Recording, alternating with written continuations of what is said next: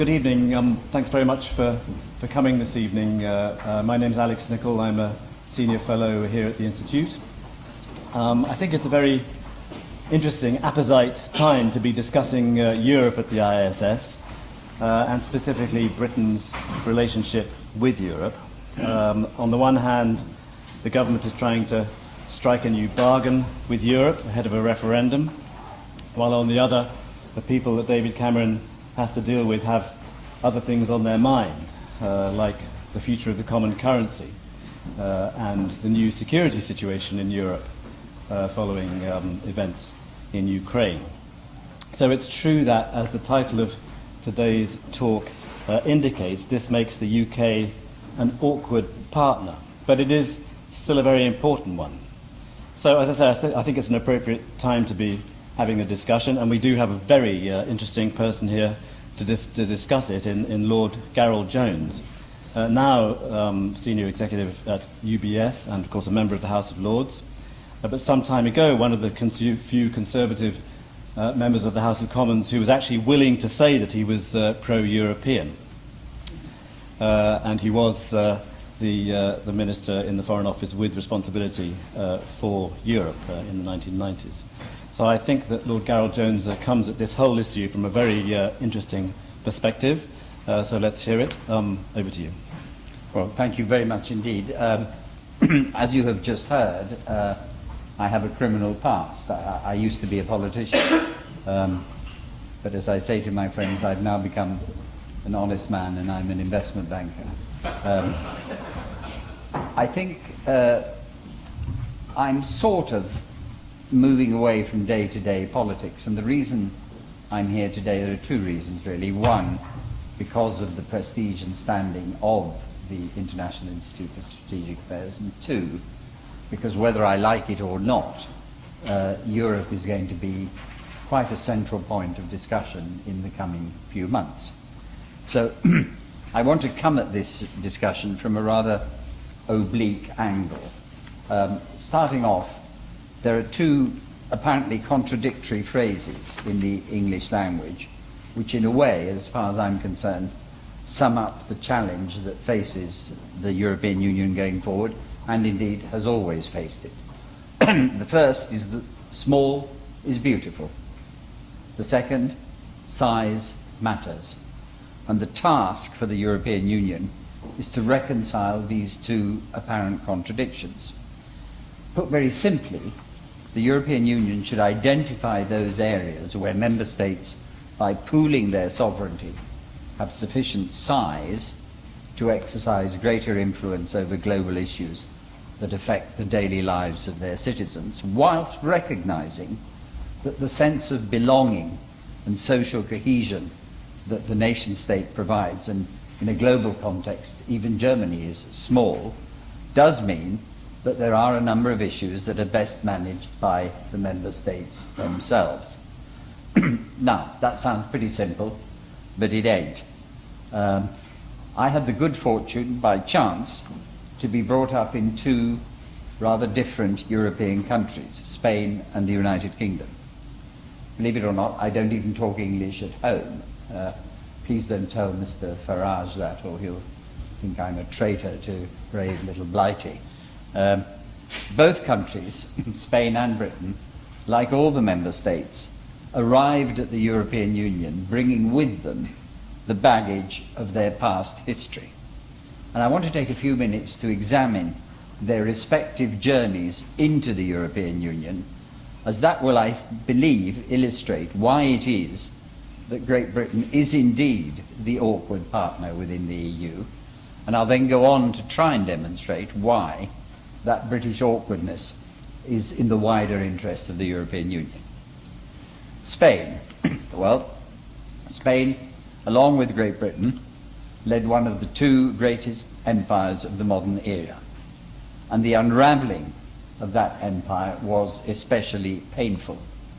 The wars of independence in Latin America, led by Bolivar and San Martin, started in the year 1810. Spain was then occupied by France and a Bonapartist king on their throne, and the wars ended in 1826 with the Battle of Ayacucho. And Spain was left with a few small remnants of her great empire, Cuba, Puerto Rico, the Philippines. But for the remainder of the 19th century, she managed somehow to cling on to the illusion that she remained a major player. Then she went to war with an emerging superpower, the United States, over Cuba, and was humiliatingly crushed in 1898. At that time, a Spanish poet, Machado, wrote a poem which became almost a theme for the next 80 or 90 years in Spain. I'll translate it. Miserable Spain, yesterday dominant, today wrapped in her rags, despises all she's ignorant of. There followed the 20th century, 2 dictatorships, a civil war, and my early memories of, as a boy in Spain, was the way in which Spaniards constantly denigrated their own country. Certainly in Britain, as in every democracy, we're quick to criticize individual aspects of society, but it's all done from the understanding, you know, that Britain is great, cricket is the best game in the world, you know, and all that. Whereas in Spain there was this genuine sense of rejection. Then, in 1986, Spain entered the EEC, as it then was, without a single vote against in the Spanish Parliament. And that was the moment when, in their own eyes, an ostracized Spain recovered her place as a fully paid-up member of the international world community. And not surprisingly, since then, the Treaty of Rome and the directives that flow from it have held a quasi-religious status, not only in the political classes, but in the wider population as well. For a substantial number of the majority, indeed, of the member states, the European Union was the place where the horrors of the past, whether it was the experience of the Second World War or communism, were buried. And the majority of the member states had to rebuild their own democratic structures in this generation. The British journey into the EU has been somewhat different. First, the winding down of the empire was a relatively smooth process, certainly in comparison with Spain. And today the Commonwealth consists of 53 members, 15 of whom has the Queen as head of state. One hesitates to talk of victory in such a terrible event as the Second World War, but Britain was on the winning side and defending the right values, and we had no need to rebuild our democracy from scratch thereafter. Consequently, when the 6 founding members met in Rome in 1956 to sign the treaty, Britain looked on with little interest and a certain touch of disdain. As the EEC began to take shape, Britain helped to form EFTA as an alternative to it. When that alternative didn't seem to be matching the EEC, Britain, under Ted Heath and against the background of heated debate, joined in 1973. This was followed by a heated and contentious referendum under the Wilson government.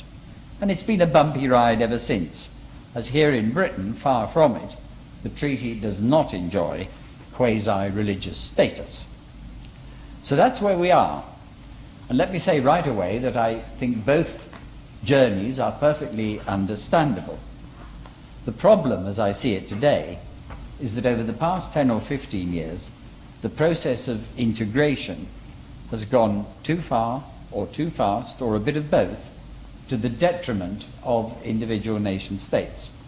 And that's why I think David Cameron is right to have initiated a renegotiation and to have emphasized that in doing so, he has very much in mind the interests of the European Union as a whole. And I would venture to say that it's in the interests of the wider European Union to find a solution to the issues that concern Britain, such as competitivity, the role of national parliaments, fairness between the euro ins and outs, which would benefit the EU as a whole. The latter issue, in fact, the euro, needs to show sufficient flexibility to accommodate all 28 member states, from Malta to the UK. And anyone who does not believe that an element of flexibility is needed has only to look around Europe today. Nationalist parties of left and right of the political spectrum are springing up right across Europe. The National Front in France, UKIP in Britain, Podemos in Spain, Syriza in Greece, to mention just a few. And all of them, from their various perspectives, are rejecting the rigid Brussels consensus. Luckily for me, I'm not involved in these negotiations. I think I would say, as we doing been there, done that. And I'm not going to try and tell the Prime Minister, as some commentators and politicians are doing, what his agenda should be, as I well know how extremely complex these negotiations can be. But if I may, I'd make just one point which I think illustrates the general thrusts of what I want to say. In the Maastricht negotiations, in which I was involved under the leadership of John Major, we introduced into the treaty a principle called subsidiarity. On the face of it, it's a pretty simple proposition. It states in Article 5 of the treaty, and I quote, "In areas that do not fall within its exclusive competence, the community shall take action in accordance with the principle of subsidiarity only if and insofar as the objectives cannot be sufficiently achieved by the member states." So there you have it. Pretty simple, you might think. However, that very simple proposition was largely supplanted by a protocol on the application of subsidiarity annexed to the EU treaty by the Treaty of Amsterdam. What this does is to build in a bureaucratic procedure around this admirable principle that has more or less neutered it. It's called the yellow card procedure. In order to trigger the principle, 15 member states have to raise the yellow card. Then, guess what? The European Commission and the European Court of Justice decide whether the claim is valid or not.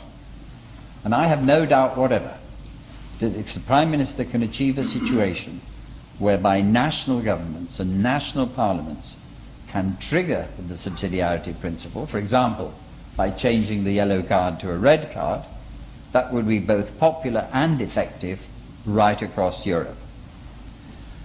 And as we approach the referendum, even in these difficult times, I remain cautiously optimistic.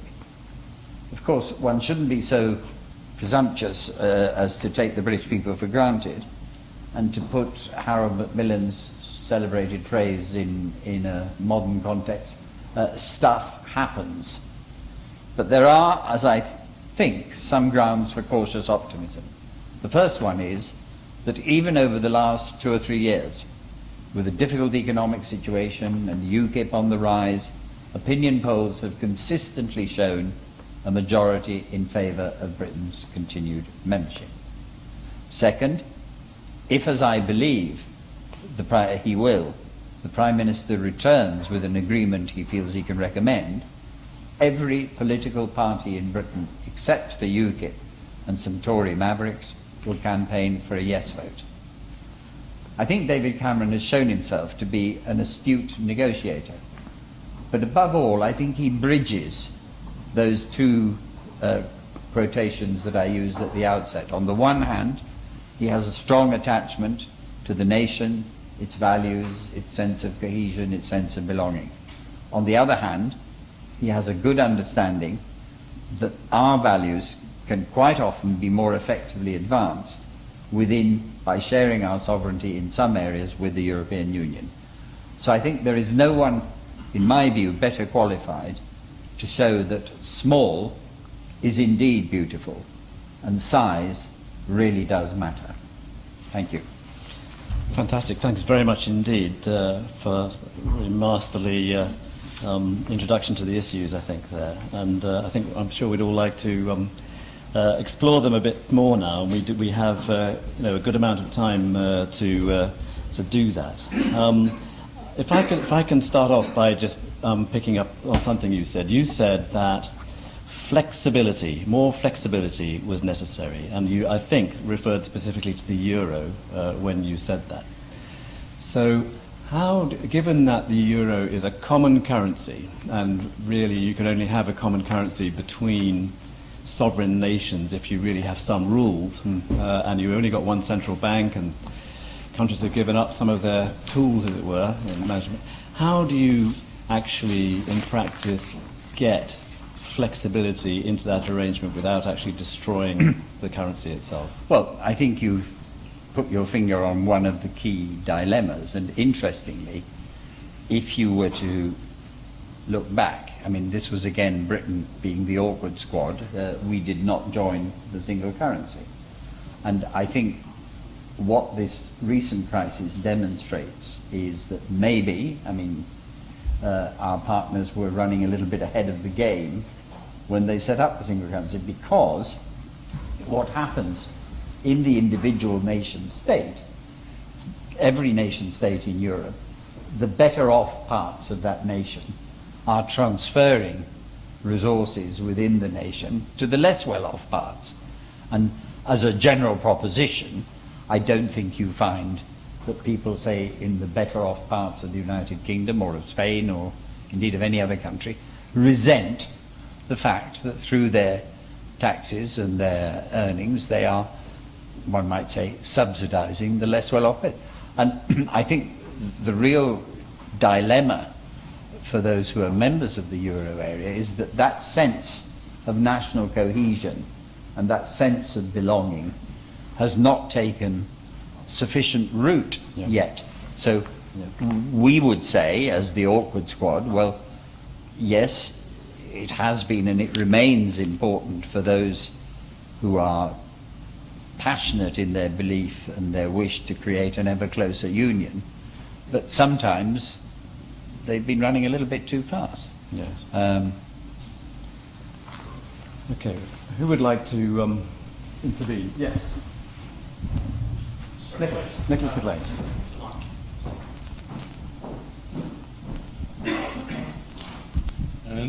Nicholas McLean. I wondered if I could ask you to comment on an argument that's often put forward by British Eurosceptics, namely that there'd be far more opportunity for Britain in a greater focus on the fast-growing markets of, say, Asia than the rather mature and slow-growing markets next to us in Europe. My experience is that that's completely wrong, because it's a false dichotomy. But it would be interesting to know if you agree with the Eurosceptics. Thanks. Well, I think the quick and simple answer is, and I'll put a little detail later, if it is true that the European Union in some way inhibits the ability to export, say, to major emerging markets like China, why is it that France and Germany, who last time I looked were members of the European Union, export more to China than we do? Then I think there is the obvious point in terms of markets, you know, that even I think Eurosceptics admit that in the event of withdrawal we would have to negotiate a treaty with our biggest trading bloc, our biggest trading partners, which would be the European Union. And whilst they would say, well, you know, they'll need to have a treaty with us because we import more from them than they, yes, but the fact is that if you sit down at the table at that moment, we would have nearly 50% of our exports at stake, and most of them would be in single figures, so we'd be playing for our lives. And furthermore, there's a point which I don't think is sufficiently put by what really troubles me about a lot of the Eurosceptics is that they're waving the patriotic flag as if everyone who doesn't subscribe to their views was some sort of traitor, you know. That what happens if you look at Norway is that once we had signed that treaty, and I think we'd be jolly lucky to get as favourable a treaty as Norway, but what happens thereafter is that any new directive affecting trade is sent to the British Parliament, who have 90 days to implement it. So new directives over which we've had no say whatsoever are sent to us, to the British Parliament, and we have to implement it in 90 days. So it's goodbye parliamentary sovereignty, full stop.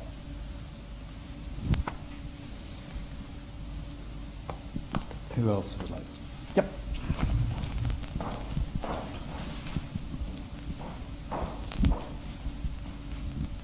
Thank you. James Roberts from the Tablet Catholic paper.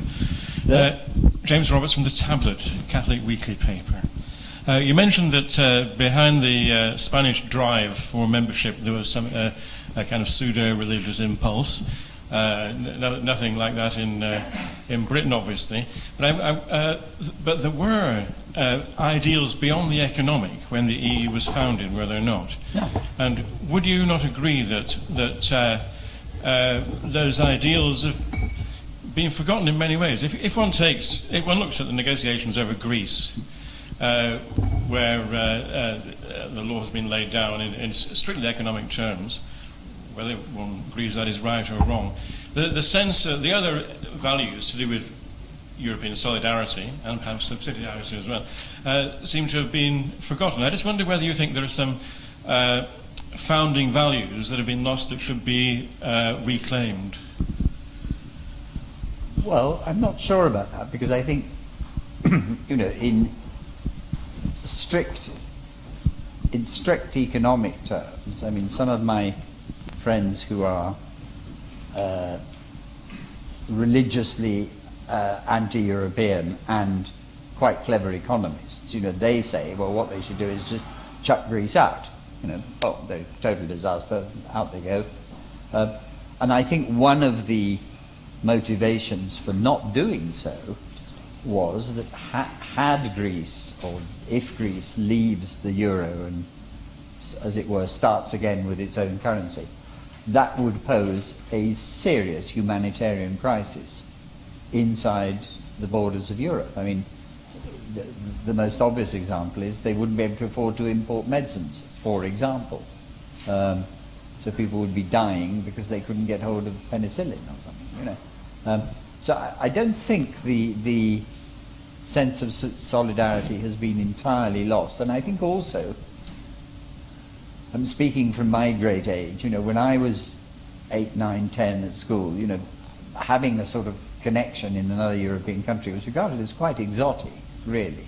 And I think the free movement of people inside the Europe has produced more and more people, say, 500,000 Brits who work in Europe, number of Europeans who come here, cross-border marriages, I think. So I'm not entirely sure that the initial values have been lost.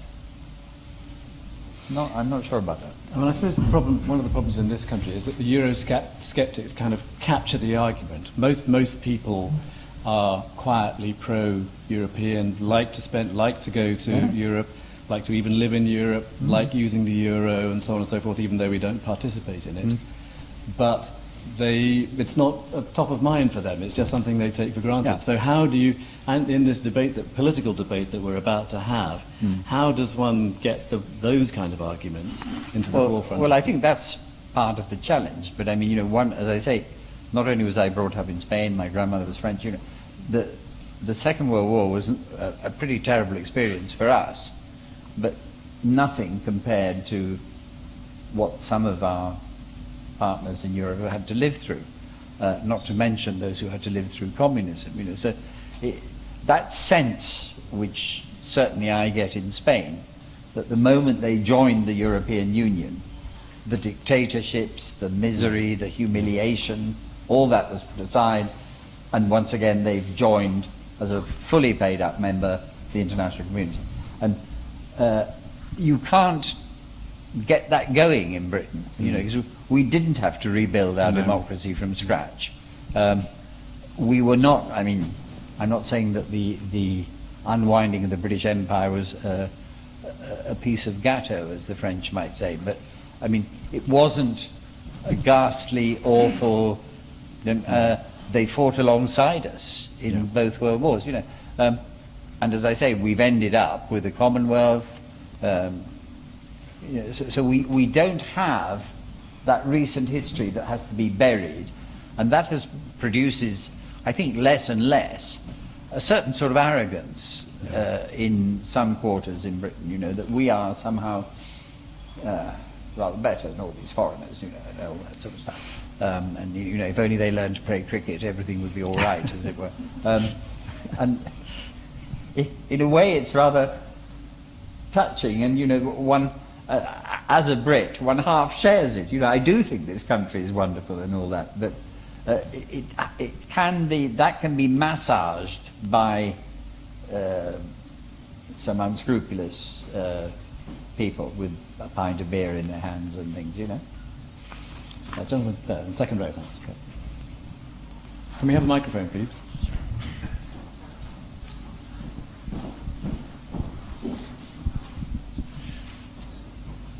So I'm Jim Evans. I was a British Army officer and member of the Institute.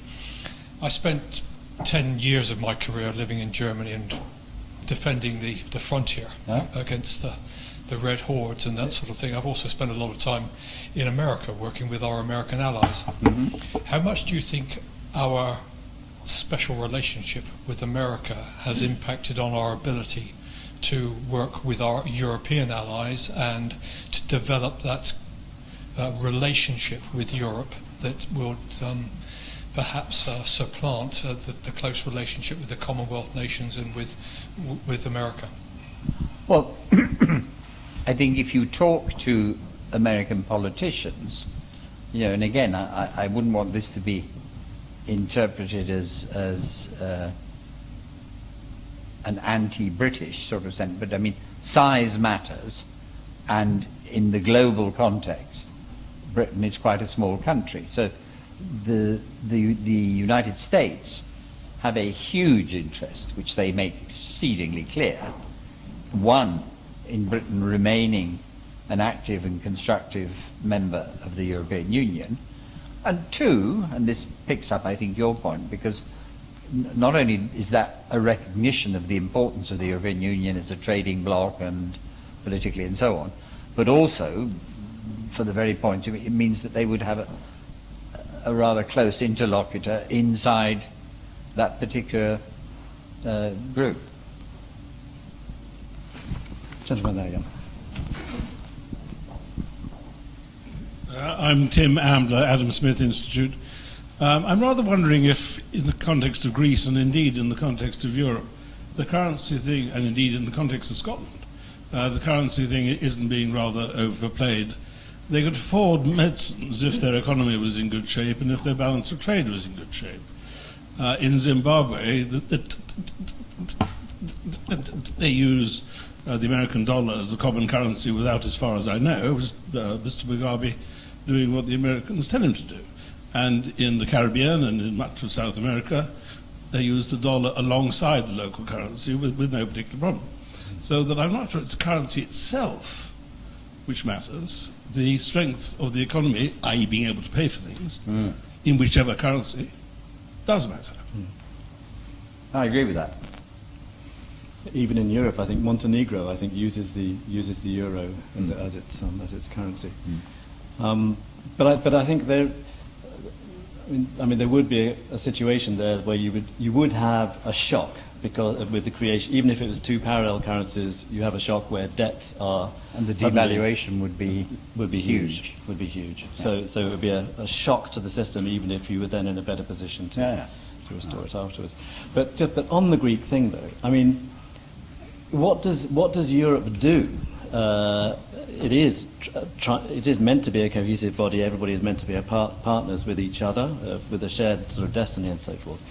But what does the EU do if it gets, perhaps the description perhaps it's a bit extreme to describe this current government in Greece as a rogue government. One can conceive of more rogue governments. But somebody who's really not willing to deal on the same terms that you're willing to deal on. Well, I think this is one of the questions I pose. I mentioned National Front in France, UKIP here, Podemos in Spain, as well as Greece, but all other countries, Germany, they're all. And I think one of the things that the bosses in Europe have to do is to ask themselves, well, why are these rogue parties springing up, some on the left, some on the right, Yes. right across Europe, what's going on. And I think this is where perhaps the British contribution can be useful, because, again, I can't repeat often enough, I fully respect the Europeanism of what we would call federalists here, and indeed, going back to 1956, when they started to sign the Treaty of Rome, you know, we sent a junior Foreign Office official there and regarded it as, well, you know, no. So that ilusión, as the Spaniards would say, for the project, is part of the motor that has got the whole thing going and kept it on the road. On the other hand, and I think this is where the British contribution should come in, they should be asking, why are these anti-European parties, whether it be of left or right, springing up in practically every country in Europe? And what can we do to put the brakes on that? And I think the answer is an obvious one. You don't, I mean, I don't know if this is true, so perhaps I read somewhere the other day, and I still have to check it out, that the Commission were contemplating having a directive on to control hairdressing salons throughout Europe. I mean, it may not be true, but I mean, there are 101 examples where if you devolved decisions to the nation states, you might begin to respond to this Yes. anti-Brussels movement that's going on across the whole continent. Yeah, at the back, please. Hello, Juho Simpra from the Finnish Embassy. Talking about awkward partnership and the sort of future of Europe, I mean, of course, there are many people who are willing to wager all kinds of scenarios for the development of the Eurozone after, or given what's going to happen. But now if we go by the, at least something I've heard quite a bit here in Britain, the line that there will be more political integration within the Eurozone. This is more or less the line that you would hear from the British government, at least the leadership. How will this partnership that the UK has with the rest of Europe develop when or if the Eurozone indeed, by necessity or by will, gets more integrated, more tighter group, which of course has a but much bigger say on the important trading area. But also, what are the practical ways of addressing it at that point? Because frankly speaking, the asymmetry, the imbalance of sort of participation is going to be rather huge. Yeah, but I think this is where this is why I use the word flexibility. I mean, I think the European Union and Britain certainly has no interest in a failure of the euro. Let's be perfectly clear about that. But I think in order for the kind of solidarity I was talking about, which is what you need actually for a single currency, in order for that to come about, I think it's not going to happen in the next decade or so, really not. And although at the moment, and I agree with my own party on this, I can't actually contemplate a scenario when Britain would join the euro, but then again, in 1956, who could have contemplated that Europe would have joined the EU? We thought it was just some sideshow that these poor foreigners were getting up to in Rome, you know, and we were wrong. So it's perfectly possible that over the next 10, 15, 20 years, the euro will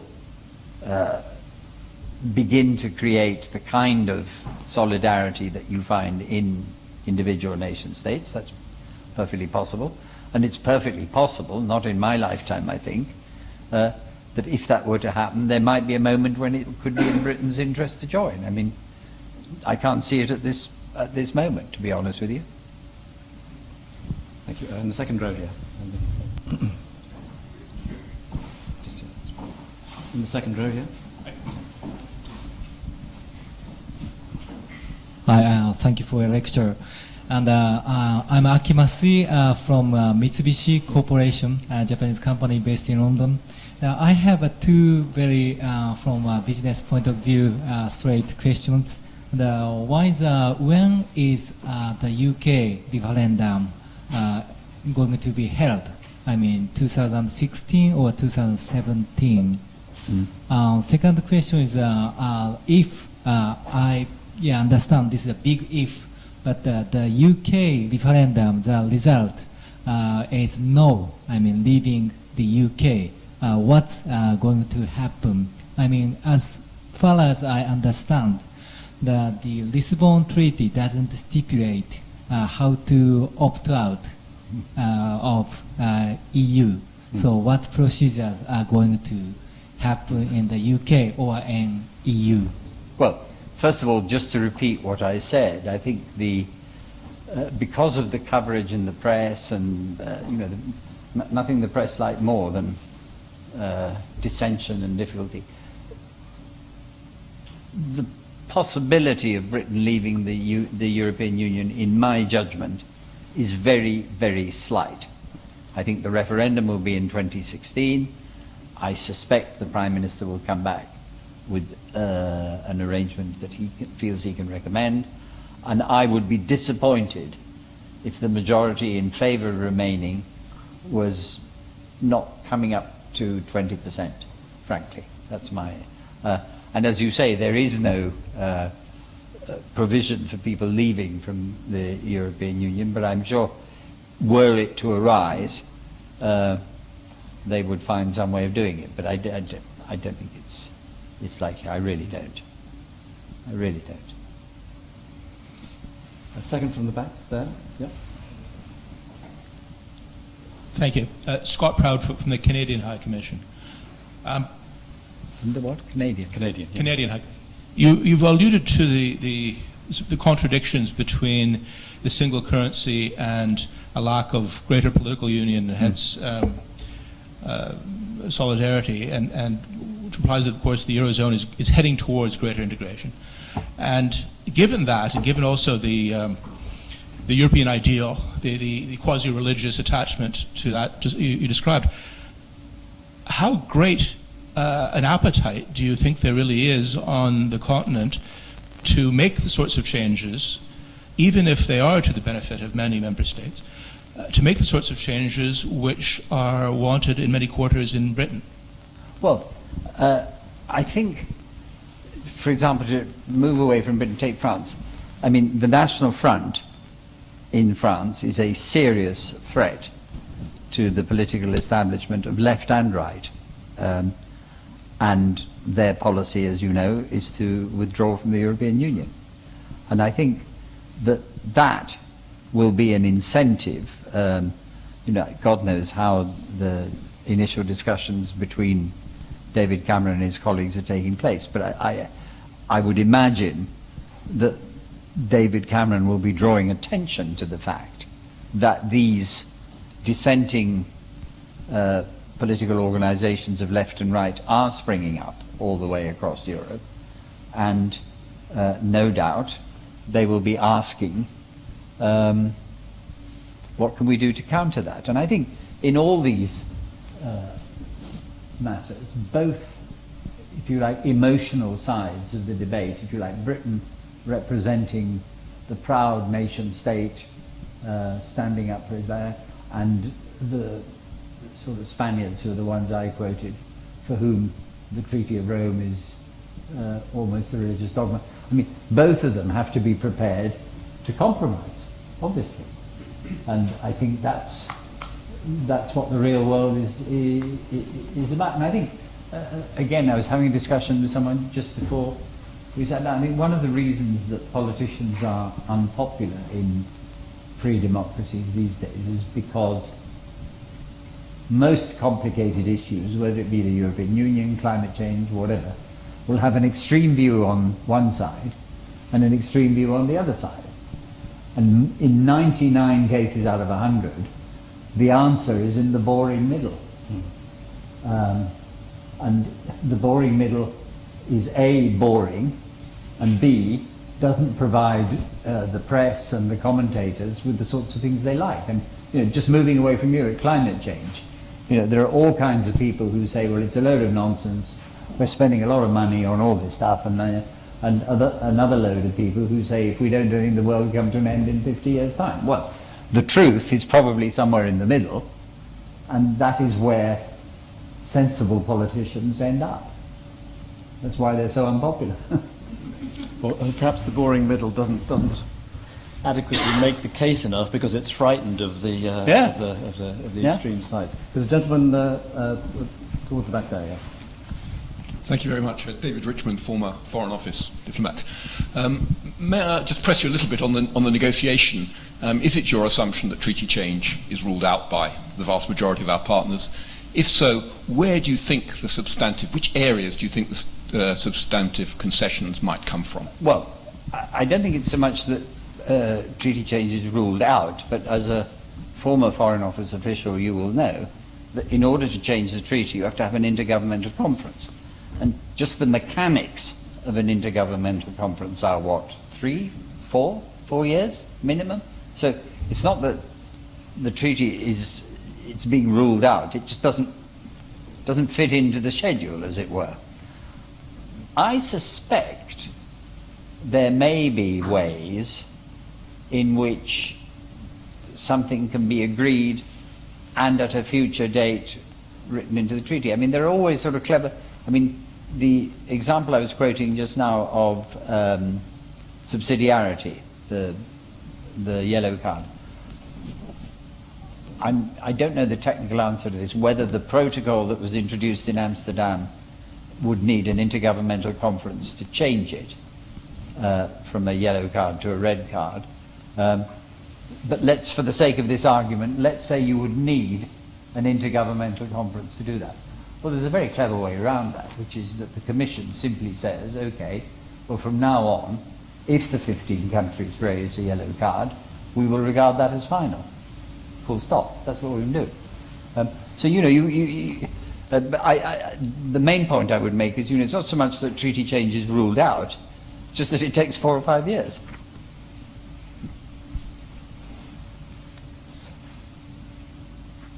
Any other? Yeah, please.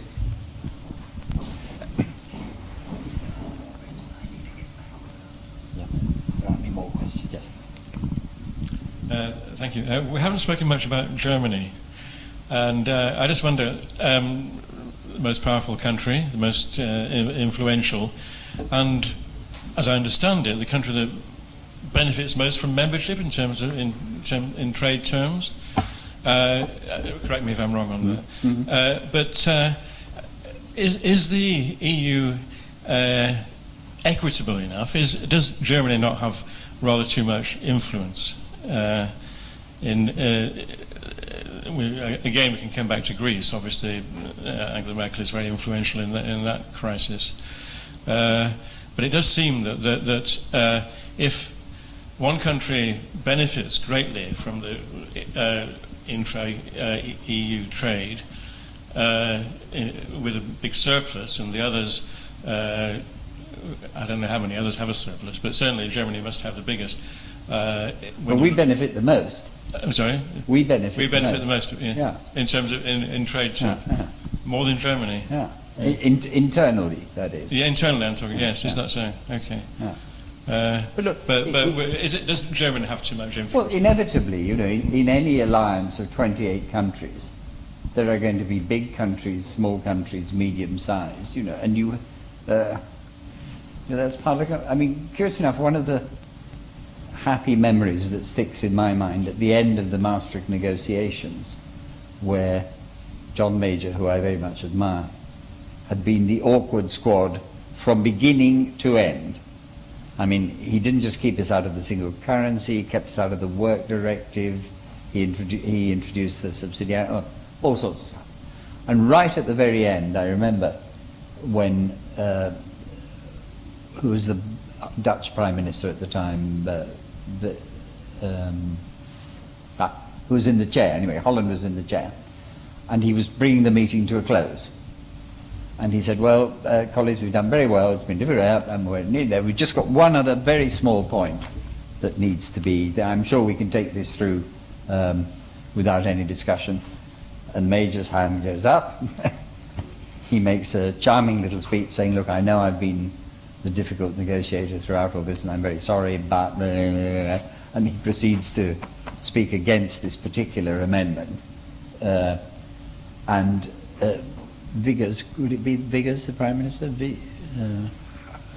Anyway, he hesitates for about 10 seconds. Then he says, "Oh, all right then, done." They all stood up and applauded him. And I remember it well because the German Prime Minister, Kohl, came over and hugged him. And he'd been the awkward squad from beginning to end, you know. So compromises can be made, actually. Yes, Germany is the biggest and richest country in Europe, but I don't think she throws her weight about in a nasty, arrogant way at all. I never got that sensation anyway. If I can just carry on that point, and before we let you get back to the House of Lords, as you've just described, disagreements can happen, even bad disagreements, but with the spirit of compromise and all moving forward together, they can be resolved. But in this case that we've just seen, and in fact we're still seeing, I don't think it's over yet, with Greece, tremendous bad feeling. I mean, with Greeks hating Germans, and Germans would happily just eject Greece from the whole situation. And so tremendous pressures on Chancellor Merkel, who clearly would like to, the euro is a major project for her, and I mean, she's definitely a European. But, so how much has this European ideal, which you've described, been damaged by this, and then how do you restore it? Well, I think it has been damaged, and coming back to the current negotiation, I think, all heads of government in Europe have some kind of, as I say, I've mentioned France, Spain, Italy has them, and they will be asking themselves, because you don't get to be head of a government in Europe if you're not willing to ask it, why is this happening? And what can we do? Because what's happened in Greece is that one of these, if you like, off-the-rails parties has got into government.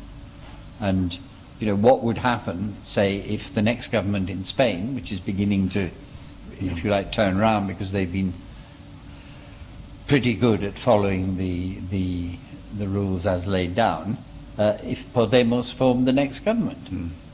Who've already said that part of their intention is to renege on their debts. I mean, come on. Yeah. And I think, sensible political leaders throughout Europe will be asking themselves the question, how do we counter these extreme parties of left and right?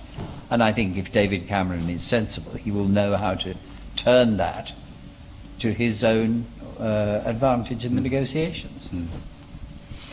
Fascinating. Well, this is a discussion that will go on and on until we actually have the referendum, and then no doubt after that as well. But thank you all very much for coming and for your interventions, and most of all, thank you very much, Lord Gareth Jones, for really interesting remarks. Thank you. Thank you.